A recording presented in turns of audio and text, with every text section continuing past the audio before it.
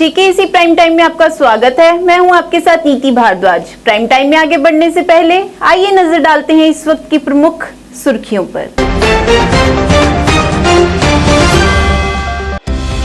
जम्मू कश्मीर के डीजीपी दिलबाग सिंह ने किया आज कटरा का दौरा। 3 मंजिला पुलिस स्टेशन का किया उद्घाटन।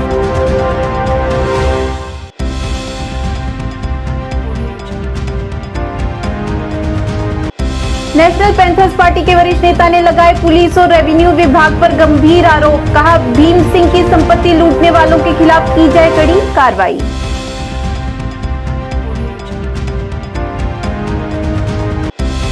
यंग लॉयर्स एसोसिएशन द्वारा किया गया पत्रकार वार्ता का आयोजन। जेकेपीएससी के तहत जज परीक्षा के कई मुद्दों को किया उजागर।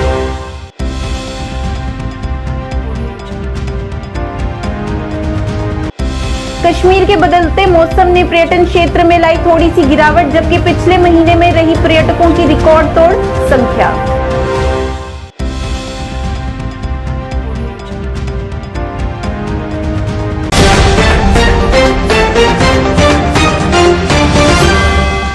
अब समाचार विस्तार से। जम्मू कश्मीर के डीजीपी दिलबाग सिंह ने आज कटरा का दौरा किया। इस दौरान दिलबाग सिंह ने आधुनिक तर्ज पर बने 3 मंजिला पुलिस स्टेशन का उद्घाटन कर मां भगवती के दर्शनों को आने वाले श्रद्धालुओं को सौगात दी। पत्रकारों से बात करते हुए दिलबाग सिंह ने कहा कि पुंछ राजौरी में टेररिज्म को बढ़ावा देने की कोशिश को नाकाम किया गया है। Jammu Kashmir police narco terrorism को खत्म करने के लिए हर संभव प्रयास कर रही है। उन्होंने कहा कि पड़ोसी मुल्क दहशतगर्दी को बढ़ावा देने के लिए जम्मू कश्मीर में नार्कोटिज्म को बढ़ावा दे रहा है। जम्मू कश्मीर पुलिस द्वारा अच्छे स्तर पर मॉड्यूल तबाह किए गए हैं। दिलबाग सिंह ने कहा कि जम्मू कश्मीर में मौजूदा समय में बहुत कम संख्या में आतंकी सक्रिय हैं, जिसका सारा श्रेय स्थानीय लोगों के सहयोग को जाता है और जम्मू कश्मीर में बचे आतंकवादियों को खत्म करने के लिए जम्मू कश्मीर पुलिस वचनबद्ध है। उसके लिए लगातार प्रयास भी जारी है। थाने की लोकेशन अपने आप में बड़ी अहम लोकेशन है, क्योंकि जहां जैसे आपने कहा बहुत बड़ी तादाद में आने वाले माता के श्रद्धालु यात्री जो जहां पर आते हैं, उनमें से बहुत सारे लोगों का थाने से होकर के, थाने की मदद लेकर के भी कई बार दर्शन करने का, या अदरवाइज़ थाने के साथ कभी उनकी कुछ शिकायत व्यवस्था हो तो उनको थाने आना पड़ता था। बिल्डिंग पुरानी जो थी बहुत पुरानी हो गई थी और काफ़ी खस्ता हाल थी, इसीलिए आज से कोई 5-6 साल पहले ये काम शुरू किया था कि नया थाना तामीर करें जो जहाँ की ज़रूरतों के हिसाब से सही हो, बेफिटिंग हो, एडिक्वेट स्पेस हो जवान के लिए, ऑफिसर के लिए, जो लोग आकर के जहाँ पर थाने में विज़िट करें उनके बैठने के लिए जगह हो, सुविधा हो। मुझे लगता है कि हमारी पूरी रियासत और अभी यूटी में जो थानों की अगर तुलना इस थाने के साथ करी जाए तो ये अपने आप में एक मॉड्यूलर थाना है।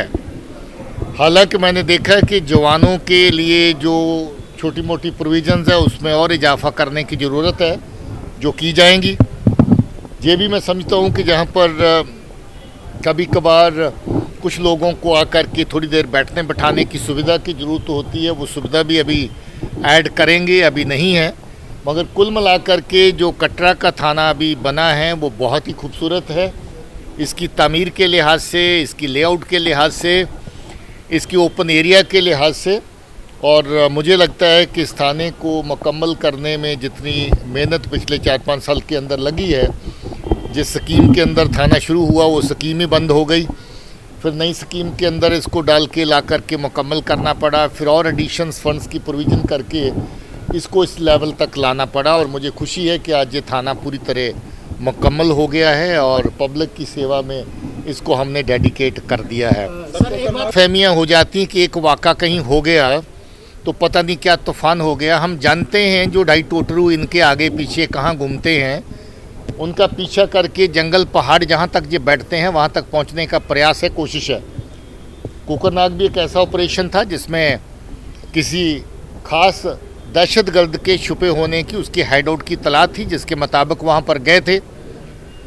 और ये अनफॉर्चुनेट था कि कभी जब आप पहुँचते हैं तो दुश्मन पहले ही ताक में होता है और आप लोग पूरी तरह से उस जगह से वाकिफ़ नहीं होते हैं। और इत्तेफाक ये है कि पहले फायर कौन करता है। अगर पहले फायर आतंकी ने किया तो आपका नुकसान है, और अगर पहले फायर आपने किया तो आप आतंकी को ढेर करेंगे। इस केस में हम अनफॉर्चुनेट थे कि पहला फायर हम लोगों को अपने बहादुर जवानों को, बहादुर अफसरों को अपने ऊपर लेना पड़ा, जिसकी वजह से हमारे बहादुर कर्नल साहब, मेजर साहब, डिप्टी एसपी साहब और एक बहादुर जवान प्रदीप, उनकी शहादत हुई।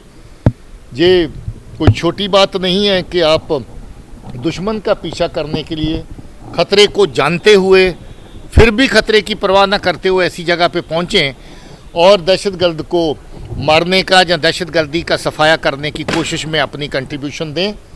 मैं सल्यूट करता हूँ उन ऑफिसर्स को, जवानों को, जिन्होंने इस ऑपरेशन में हिस्सा लिया और जिन्होंने अपनी शहादत दी, और बाकी लोगों को भी जिन्होंने इस ऑपरेशन में हिस्सा लेकर के आतंकी उजेर को ढेर किया, जो काफ़ी अरसे से खूंखार तरीके से उस एरिया में दहशतगर्दी का काम कर रहा था। मुझे लगता है कि ये एक कामयाब ऑपरेशन था। अब जो नुकसान इसमें हुआ, वो नुकसान होने के कभी कभार चांसेस रहते हैं, जिसके लिए हमें खेद है और साथ ही साथ गर्व भी है उन लोगों के ऊपर जिन्होंने इस ऑपरेशन। नेशनल पैंथर्स पार्टी की ओर से हर्षदेव सिंह द्वारा आज जम्मू में एक पत्रकार वार्ता का आयोजन किया गया, जिसमें उन्होंने पुलिस और रेवेन्यू विभाग पर गंभीर आरोप लगाए और कहा कि माला के हत्यारों के साथ मिलकर प्रोफेसर भीम सिंह की संपत्ति लूटी जा रही है और वहीं भीम सिंह की पत्नी की हत्या पर भी पर्दा डाला जा रहा है। उनका अनुरोध है कि उनकी जम्मू की जमीन पर भी अवैध कब्जा किया गया है। उन्होंने इस पूरे मामले में शामिल लोगों के खिलाफ कड़ी कार्रवाई की मांग की। पोस्टमार्टम करवाने की बात की गई थी और साथ में माला जी के अकाउंट से 5 बार किसी ने पैसे निकाले, उसकी भी इंक्वायरी की बात की थी। और साथ में भीम सिंह जी की ज़मीन किसी ने हड़प ली, जिसके ऊपर उन्होंने एक हट भी बनाई हुई थी। हट को जला दिया गया और भीम सिंह जी की ज़मीन के ऊपर कब्ज़ा कर लिया गया गैर कानूनी तरीके से। ये कंप्लेंट किए हुए 5 महीनों से ज़्यादा हो चुके हैं। माला जी का पोस्टमार्टम उनके बेटे ने खुद यहाँ करवाया, लेकिन 5 महीनों से रिपोर्ट को दबाया जा रहा है। पहले कहा 2 महीनों में रिपोर्ट आएगी, फिर कहा 3 महीनों में आएगी। अब 5 महीने हो गए हैं, पोस्टमार्टम रिपोर्ट का कोई अता पता नहीं है और एक गहरी साजिश के तहत इस केस को कवर किया जा रहा है किसी को प्रोटेक्ट करने के लिए। ना केवल पोस्टमार्टम रिपोर्ट को डिले किया जा रहा है, बल्कि माला जी के अकाउंट से 5 बार पैसा निकाला गया और जिस दिन ये हादसा हुआ माला जी के साथ, उस दिन भी 2 बार उनके अकाउंट से पैसा निकाला गया है। पुलिस, ऐसा लगता है, अपराधियों के साथ मिलकर शेल्टर दे रही है। अब उन्होंने पैसा खाया है या उनके ऊपर दबाव है, ये बात वही बता सकते हैं। मुझे बड़ी हैरानगी होती है कि जिस बैंक से पैसा निकाला गया, उस बैंक से 5 महीने पहले उन बैंक के लोगों ने कह दिया था कि ये पैसा माला जी के अकाउंट से निकाला गया है और हादसे के दिन भी 2 बार निकाला गया है। लेकिन दुमाना पुलिस वाले ये कहते हैं कि हमने बैंक को चिट्ठी लिखी है सीसीटीवी फुटेज देने के लिए और 5 महीनों के बाद भी वो सीसीटीवी फुटेज नहीं मिल रही है। कत्ल होता है उसी दिन सीसीटीवी फुटेज जो है वो पुलिस अपने कब्जे में करती है, लेकिन यहाँ 5 महीनों से पुलिस वाले कहते हैं कि उनको सीसीटीवी फुटेज नहीं मिल रहा है बैंक से। उन्होंने सिर्फ चिट्ठी लिखी हुई है आज तक। ऐसी पुलिस को मैं कहता हूँ चुल्लू भर पानी में डूब मरना चाहिए। और जिस तरीके से ऐसे लोगों के मर्डर को छुपाया जा रहा है, उसके ऊपर पर्दा डाला जा रहा है, इसके लिए उन पुलिस वालों को फौरी तौर पर उनके ऊपर कार्रवाई की जानी चाहिए। और पुलिस और रेवेन्यू डिपार्टमेंट दोनों मिलकर भीम सिंह जी और माला जी का जो पैसा था, जो प्रॉपर्टी थी, उसको अपराधियों के साथ मिलकर उसकी लूट की जा रही है। यंग लॉयर्स एसोसिएशन द्वारा Jammu Kashmir public service commission JKPSC जज परीक्षा को लेकर पत्रकार वार्ता का आयोजन किया गया। इस मौके पर एसोसिएशन के महासचिव यासिर खान, उपाध्यक्ष गगनदीप सिंह लकी सहित कई सदस्य मौजूद रहे। इस दौरान उन्होंने JKPSC के प्रति अपनी नाराजगी जताई और कई मुद्दों को उजागर किया। और कहा कि ये उम्मीदवारों के साथ अन्याय है। क्या निकल सभी पत्रकार भाइयों का मैं स्वागत करता हूं यंग लायर एसोसिएशन की तरफ से। आप बड़े शार्ट नोट पे यहां आए हो। इशू बहुत सारे हैं, बहुत सारे इश्यूज़ के साथ हमने आपके समक्ष आना है कुछ दिनों में, लेकिन अभी जो बहुत अर्जेंसी में जो इशू हमारे पास पिछले कुछ दिनों से आया है और उसी इशू को लेके हम आज आपके साथ बहुत शॉर्ट सी जो है अपनी वार्तालाप रखेंगे। मामला पीएससी को लेके है। पब्लिक सर्विस कमीशन ने एक अभी नोटिफिकेशन निकाली है 2018 के बाद, 5 साल के बाद इन्होंने सिविल जज की पोस्टें जो थी उसकी एडवर्टीज़मेंट निकाली है, जिसको एडवर्टीज़मेंट निकालने के बाद बहुत शार्ट टाइम, मतलब ये 8 अगस्त को ये निकालते हैं इस नोटिफिकेशन को, और जो है इसका 28 अगस्त को इसकी नोटिफिकेशन आती है और इसका जो एग्ज़ाम है वो 8 तारीख को, आने वाली 8 अक्टूबर को इन्होंने एग्ज़ाम रखा है। उसके बाद जो इन्होंने इसका मेंस का एग्ज़ाम रखा है, मेंस का एग्ज़ाम भी जो है मैं आपके सामने शेयर कर दूं कि 29 पेपर है, 29 पेपर्स में जो एस्पिरेंट्स ने अपेयर होना है, जिसका इन्होंने क्या किया है कि 1 महीने के बाद उसका भी टाइम जो है वो रख दिया है। मोर ओवर इसमें एक लिटिगेशन ऑलरेडी जो है वो हाईकोर्ट में भी कुछ एस्पिरेंट्स जो है हमारे, उन्होंने अब हाईकोर्ट को अप्रोच किया है कि 5 साल के बाद आपने नोटिफिकेशन निकाली। देखिए पीएससी का कोई एक कैलेंडर जो है वो डिफाइंड कैलेंडर नहीं है कि जैसे यूपीएससी का होता है कि हर साल एग्जाम्स होते हैं। आप एक बार नोटिफिकेशन निकालते हो 7 साल आप सोए रहते हो, आपको पता ही नहीं है। मोर ओवर इसमें सबसे बड़ा लैकूना जो है, पीएससी ने क्या किया है, अपनी ये नोटिफिकेशन निकालने के 10 दिन के बाद अपना रिवाइज सिलेबस दिया है कि हमने ये सिलेबस से आपसे एग्जाम लेना है। उस सिलेबस में देखो इन्होंने कोई होमवर्क नहीं किया। इन्होंने क्या किया है, आपको पता है कि 370 की एब्रोगेशन के बाद बहुत सारे जो हमारे यहाँ पे जो एक्ट्स थे, जो इम्प्लीमेंटेशन जिनकी अब यहाँ पे नहीं है, जिनकी अब मान्यता यहाँ पे नहीं है, वो अब किसी काम के यहाँ नहीं है। इसी के संदर्भ में मैं आपको 2 शार्ट चीज़ें बता देता हूँ। यहाँ पे था हमारे पास Jammu and Kashmir financial code जो था वो अब रिवोक हो चुका है, इन्होंने वो डाल दिया है सिलेबस में, और यहाँ अब चलता है जनरल फाइनेंशियल। वेतन के नियमितीकरण की मांग को लेकर कैजुअल कर्मियों ने श्रीनगर में विरोध प्रदर्शन किया। प्रदर्शनकारियों ने जमकर नारेबाजी की और रोष प्रकट किया। इस मौके पर प्रदर्शनकारियों ने नाराजगी जताते हुए कहा कि उपराज्यपाल के वेतन में लाखों रुपए की बढ़ोतरी और हमारे वेतन में मात्र 11 रुपए की बढ़ोतरी, कहां का इंसाफ है। इस दौरान प्रदर्शनकारियों ने प्रशासन से अपील करते हुए उन्हें स्थायी करने की और उनकी वेतन में बेहतर बढ़ोतरी की मांग की। क्यों किया? 22 साल आपने हमारी जवानी ज़ाया क्यों की? क्या आप हमारी जवानी वापस कर सकते हो?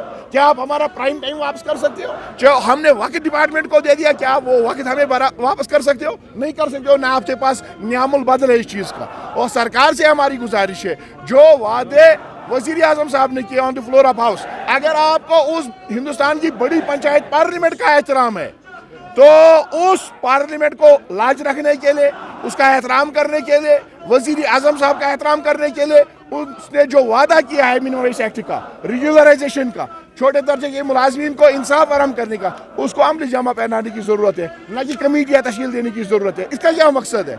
हमें लग रहा है कि सरकार की नीयत ठीक नहीं है। सरकार से हमारी गुजारिश है कि वो अपनी पॉलिसी वाज़ह करे, हमारी तनख्वाह वागुजार करे, रेगुलराइजेशन अमल में लाए और मिनिमम वेज एक्ट जो दिल्ली में है वो यहाँ पे लागू करे।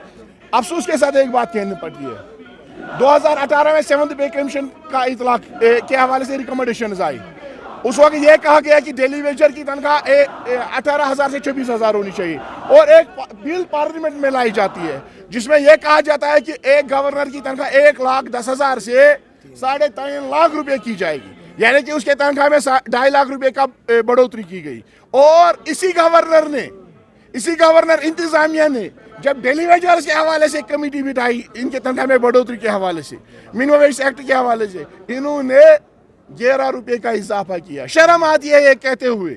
मैं इस गवर्नर इंतजामिया से कहना चाहता हूँ कि आज के दौर में अगर आपका घर 3.5 लाख रुपए से नहीं चल रहा है, तो कैजुअल लेबर का घर 11 रुपए। मीरा साहिब क्षेत्र के गांव तूतड़े से मां वैष्णो देवी के दर्शनों के लिए 31वीं छड़ी पैदल यात्रा माता रानी के जयकारों के साथ रवाना हुई। इस यात्रा में पंचायत के सरपंच राजपाल कलोत्रा, नायब सरपंच सुरेंद्र चौधरी, भाजपा के वरिष्ठ नेता अशोक चौधरी, सेवादार सुरेंद्र चौधरी सहित सैकड़ों की संख्या में श्रद्धालु इस यात्रा में शामिल हुए। गाँव के पंच एवं माता रानी के सेवादार रमेश कुमार की अध्यक्षता में निकाली गई इस पैदल यात्रा को लेकर श्रद्धालुओं में काफी उत्साह देखने को मिला और हर तरफ माता रानी के जयकारों की गूंज सुनाई दी। माता दे आशीर्वाद नाल असीं देखिया कि अद्धे बच्चे इत्थे नहीं है, वो सेवादार सारे फारन बैठे थे ਇਹ ਸਾਰੀ ਮਾਤਰਾ ਨੂੰ ਮੁਬਾਰਕਬਾਦ ਜਾਂਦੀ ਹੈ। ਔਰ ਜਿਹੜੇ ਸੇਵਾਦਾਰ ਤੂਤੜੇ ਗਰਾਂ ਦੇ ਜਿਹੜੇ ਮੇਨ ਨੇ ਗੋਗਾ ਜੀ ਔਰ ਸਾਰੇ अन्य ਸੇਵਾਦਾਰ ਜਿੰਨੇ ਵੀ ਹਨ ਅਸੀਂ ਸਾਰਿਆਂ ਨੂੰ ਮੁਬਾਰਕਬਾਦ ਦਿੰਦੇ ਹਾਂ, ਲੱਖ ਲੱਖ ਵਧਾਈ ਦਿੰਦੇ ਹਾਂ ਜਿਨ੍ਹਾਂ ਨੇ ਇਹ ਕਾਰਜ ਰਚਾਇਆ। ਸ਼ੋਭਾ ਯਾਤਰਾ ਜਿਹੜੀ ਹੈ ਇਹ ਧਰਮ ਦੀ ਯਾਤਰਾ ਹੈ, ਧਰਮ ਦਾ ਪ੍ਰਚਾਰ ਹੈ। ਔਰ ਅਸੀਂ ਮਾਤਾ ਰਾਣੀ ਅੱਗੇ ਇਹੋ ਪ੍ਰਾਰਥਨਾ ਕਰਨੇ ਕਿ हे ਮਾਂ ਸਾਰੇ ਵਿਸ਼ਵ 'ਚ ਸੁਖ ਸ਼ਾਂਤੀ ਰੱਖੀ, ਸਾਰੇ ਵਿਸ਼ਵ ਦਾ ਕਲਿਆਣ ਕਰਨਾ। ਔਰ ਜਿਹੜੀ ਸ਼ੋਭਾ ਯਾਤਰਾ ਨਿਕਲਦੀ ਪਈ ਹੈ ਇਸ ਵਾਰ 31ਵੀਂ ਸ਼ੋਭਾ ਯਾਤਰੀ है और विशाल शोभा यात्रा तुझे देखा। बारामूला जिले में पुलिस और सुरक्षा कर्मियों ने एक आतंकी और 2 महिलाओं समेत 5 आतंकियों के मददगारों को गिरफ्तार किया है। इस मौके पर एसएसपी बारामूला महमूद नागपुरी ने बताया कि पिछले 14 हफ्तों के दौरान लश्कर-ए-तोयबा के 2 ठिकानों का पर्दाफाश हुआ है। 2 बड़े टेरर मॉड्यूल्स का खुलासा हुआ है, उसके मुतल्लिक आपके साथ जानकारी साझा करने के लिए आज के इस प्रेस ब्रीफ का आगाज किया जा रहा है। तो सबसे पहले हम 14 सितंबर 2023 को जो उड़ी के इलाके में एक टेरर मॉड्यूल बस्ट हुआ था उसके मुतल्लिक जानकारी आपके साथ शेयर कर रहे हैं।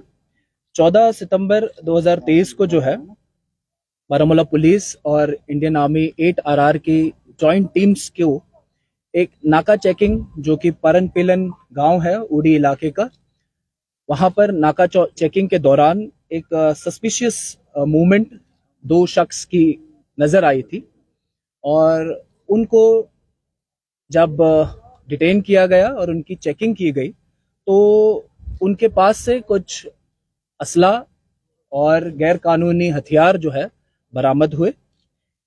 इन दोनों शख्सों की जब तलाश और तफ्तीश की गई तो पता चला कि ये दोनों जो है इनका नाम है आरिफ चन्ना और जाहिद हसन मल्ला।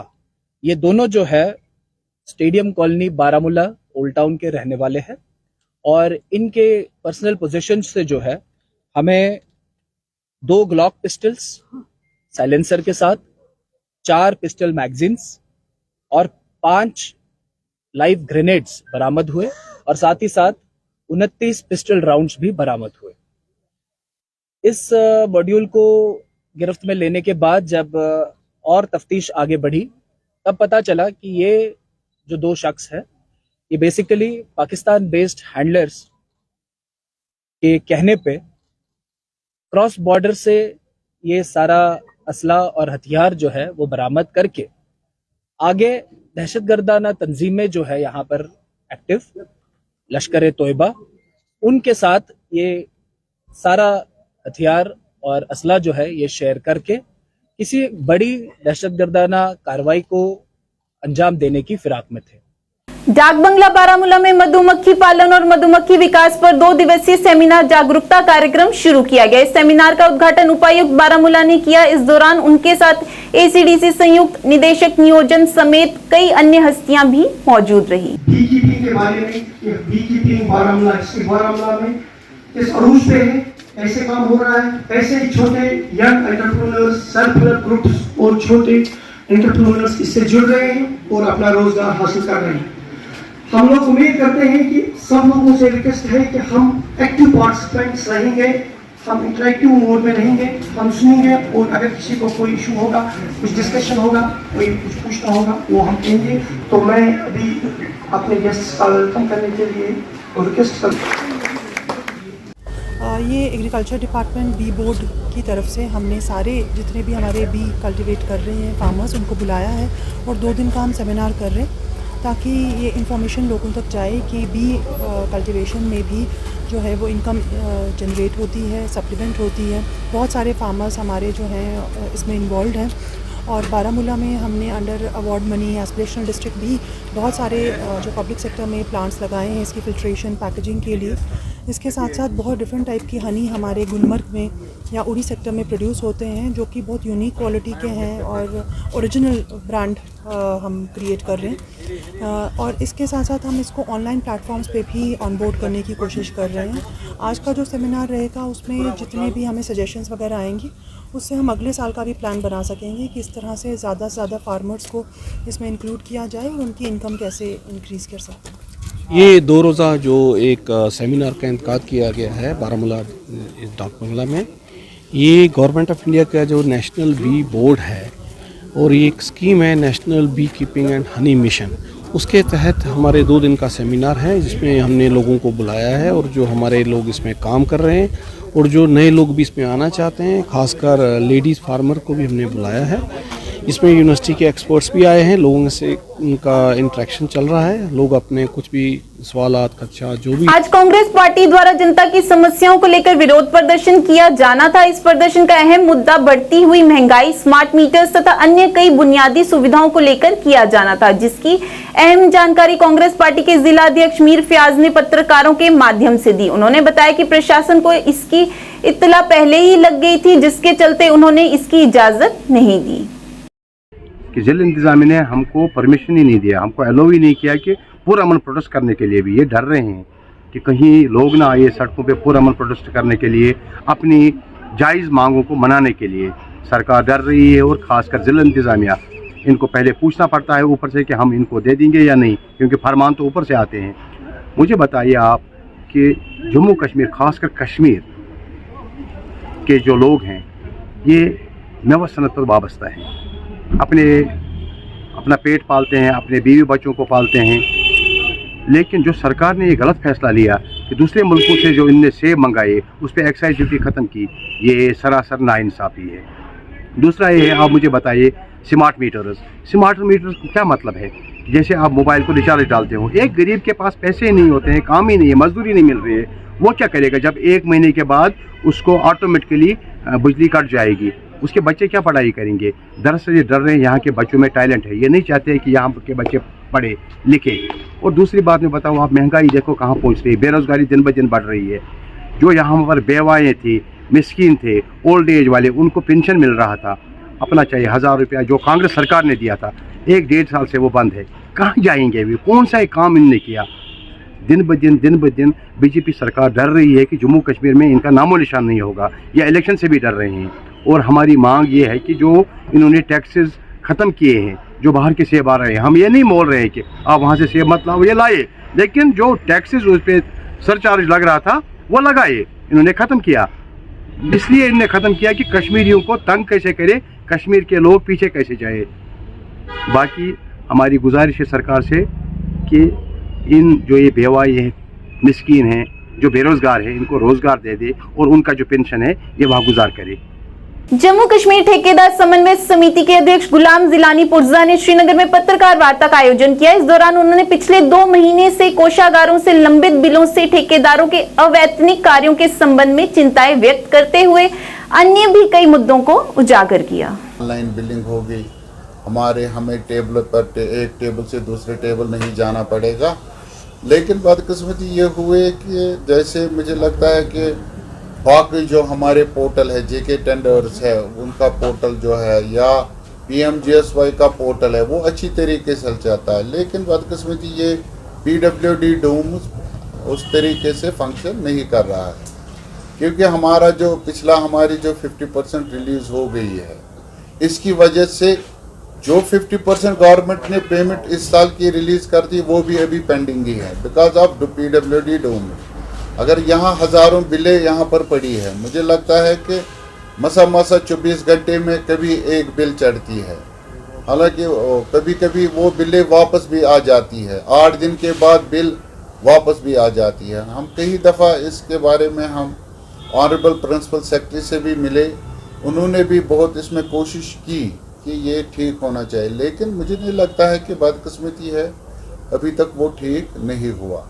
अब हमने गवर्नमेंट को ये बताया था कि दिसंबर आने वाला है, फाइनेंस की तरफ से एक कैप लगने वाली है, तो हमने उनको कहा था कि आप मेहरबानी करके हमें ऑनलाइन भी रखो और ऑफलाइन भी रखो, दोनों सिस्टम रखो, ताकि ये जो पैसा आया हुआ है, ये जो प्लान इस साल का मुनक्कद हुआ है, वो जो पैसा आया हुआ है, ताकि वो लैप्स ना हो जाए, और ठेकेदारों ने वो काम भी किया हुआ है।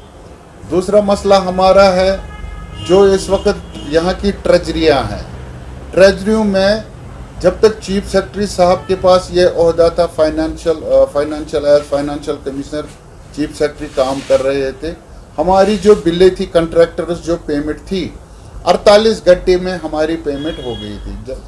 लेकिन जब से नए फाइनेंशियल कमिश्नर यहाँ आ गए हैं, मतलब 2-2 महीने हमारे बिलों को लग दिए। 26 बटालियन बीएसएफ हंदवाड़ा द्वारा एसोसिएट हॉस्पिटल जीएमसी हंदवाड़ा के सहयोग से रक्तदान शिविर का आयोजन किया गया। इस शिविर का उद्घाटन 26 बटालियन बीएसएफ के द्वितीय कमान अधिकारी विजय सिंह ने सीएमओ एसजी डॉक्टर लालल कुमार, डिप्टी कमांडेंट सुशील कुमार और अन्य की उपस्थिति में किया। इस मौके पर 30 से अधिक बीएसएफ कर्मियों ने जीवन बचाने और समुदाय पर सकारात्मक प्रभाव डालने की अपनी प्रतिबद्धता प्रदर्शित करते हुए शिविर में रक्तदान किया।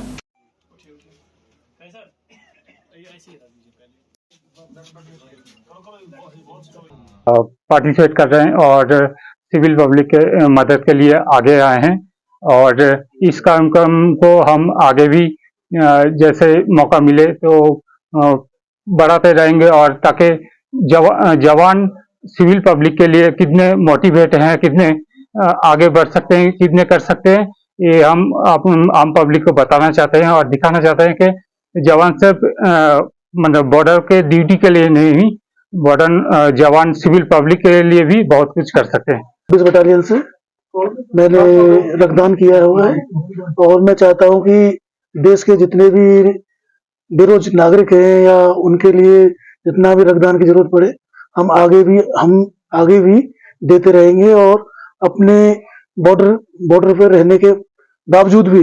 कुतुबनाग कांग्रेस और अनंतनाग में पुजारियों और स्थानीय हिंदुओं द्वारा गौतम ऋषि के जन्म दिवस के उपलक्ष्य पर हवन किया गया। इस मौके पर एमसी अध्यक्ष हिलाल अहमद शाह, भाजपा के वरिष्ठ नेता मोहम्मद सदीक खान और स्थानीय लोगों ने भी भाग लिया। इस दौरान पत्रकारों से बात करते हुए भाजपा के वरिष्ठ नेता मोहम्मद सदीक खान ने कहा कि जम्मू कश्मीर ऋषियों और मुनियों की भूमि रही है और एक बार फिर से यहाँ आपसी भाईचारे और अमन का माहौल पनपता नजर आ रहा है।